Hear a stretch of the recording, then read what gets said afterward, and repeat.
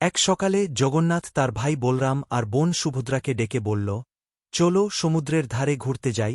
বলরাম হাসতে হাসতে বলল, চল ভাই। সুভদ্রা খুশিতে হাততালি দিয়ে বলল, আমি আমার প্রিয় পুতুল নিয়ে যাব। আর এইভাবেই শুরু হল তাদের দারুণ এক অভিযান। 3 ভাইবোন মিলে তাদের ব্যাগ গুছিয়ে নিল।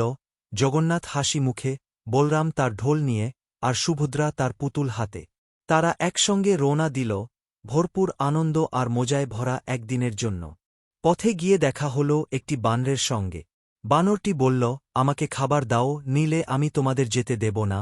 কিন্তু জগন্নাথ হাসতে হাসতে বলল, তুমি আমাদের সঙ্গে এসো, আর আমি তোমাকে খাবার দেব। আর এভাবেই বানরটি তাদের আনন্দের যাত্রায় যোগ দিল। শেষে যখন তারা সমুদ্রের ধারে পৌঁছাল, তখন শুরু হল দারুণ মজা।